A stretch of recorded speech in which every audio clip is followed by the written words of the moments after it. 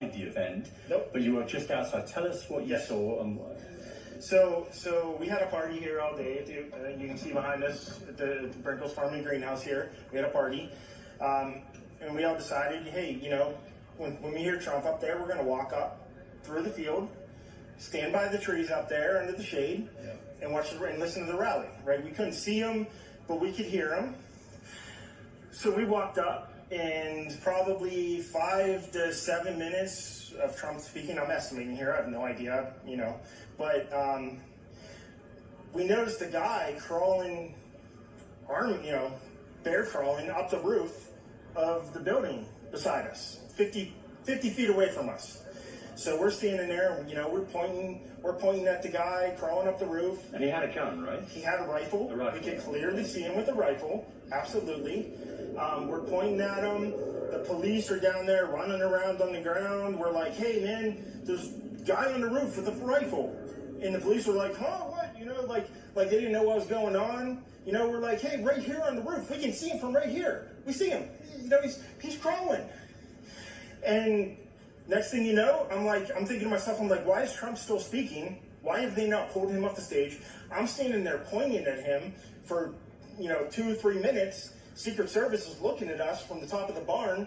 I'm pointing at that roof, just standing there like this.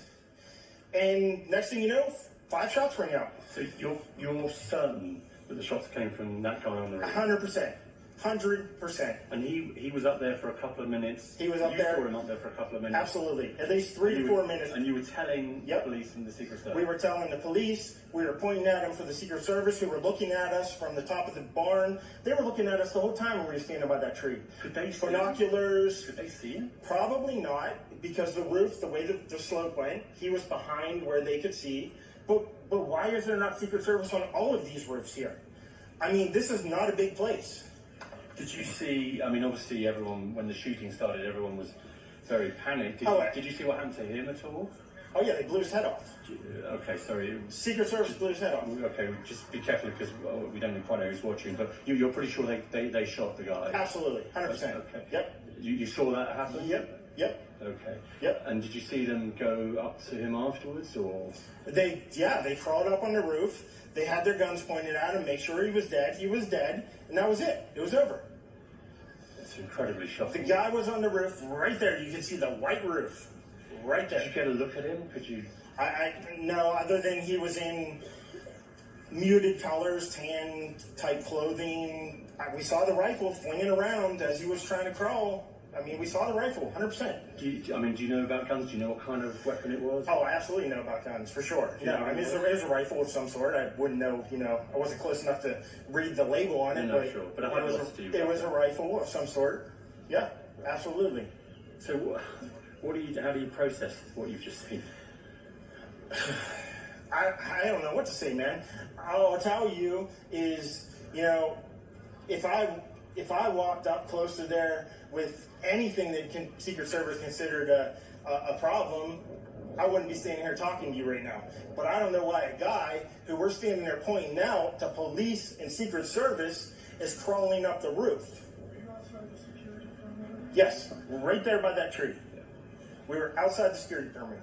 But my question is, there's only a few buildings around here. Why is Secret Service not on every building here? Well, there's a whole bunch of questions, I think, that are going to come. There's a whole bunch of questions. Yeah. Trump flag on the horse? Yes, she was right in front of me. She kept going back and forth right in front of me. Yes. Tell us about her.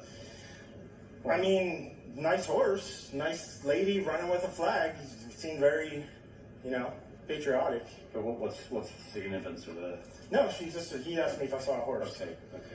All right, well, listen, I'm sorry you had to witness that. That was a terrible thing. And you should stay safe with your family and look after yourself. Thanks for your time. Man. And that's a little bit old, that chart's a couple of months old. And if you want to really see something that's said, take a look at what happened. With Joseph Mine, he was sitting actually behind Donald Trump in the bleachers today when this all unfolded.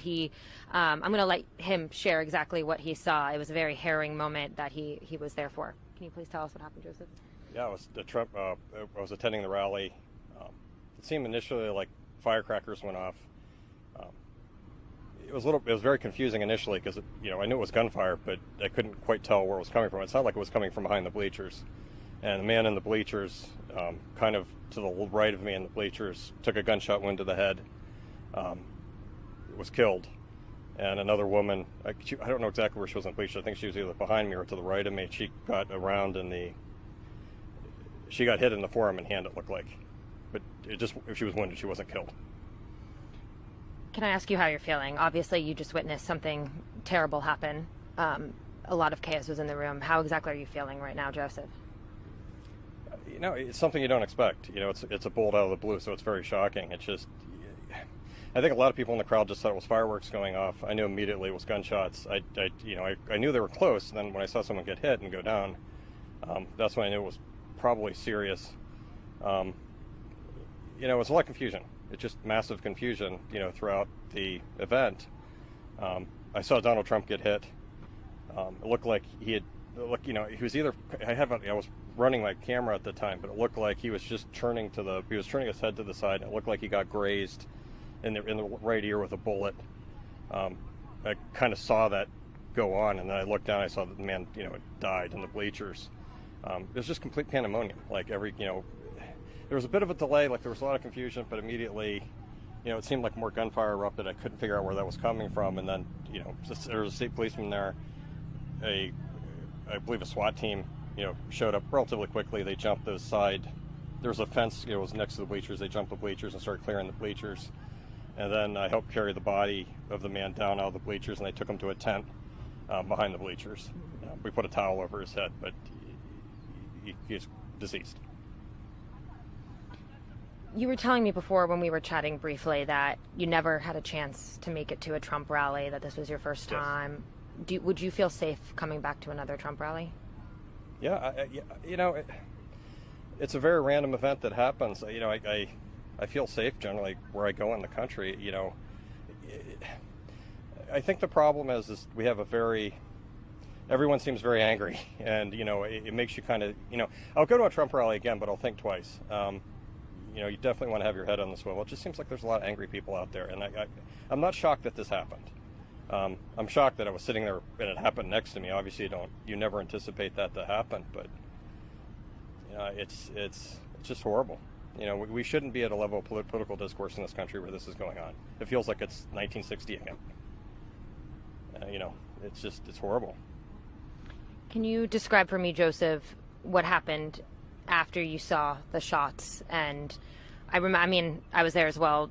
Secret Service was screaming for everyone to get down. They quickly tried to clear the area. I'm just curious what that process was like for you in the aftermath. Very confusing. Like I said, I think everyone who was in the bleachers knew. It was initially confusing when the gunshots erupted. I think the crowd thought it was fireworks. I think someone thought they were playing a joke. And, the people were close to the people that got injured and killed, you obviously knew it wasn't a joke. And it seemed like there was a push-pull in the crowd.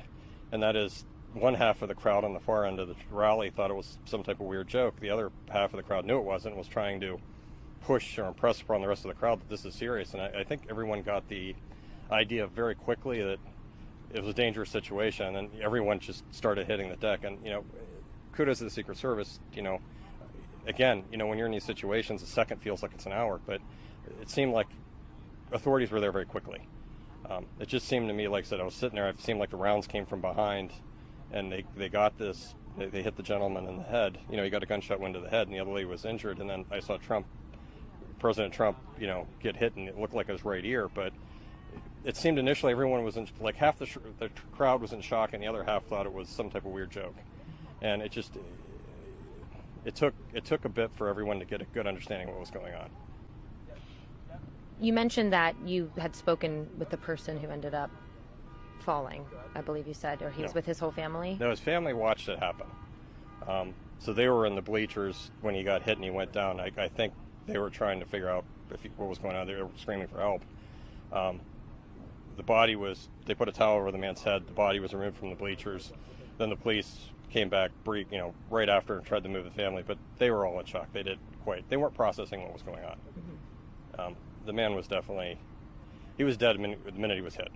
I mean, something that reminded me of the Zapruder film from Kennedy. I mean, it was his head snapped, and that was it. And I caught it out of the corner of my eye, and and then there was just pandemonium. And again, it's Pennsylvania. You're out in rural Pennsylvania. You don't really anticipate this is going to happen, but it happened. You mentioned, and I'm sorry, I know this is very emotional for you as well. You mentioned that, this was your first Trump rally.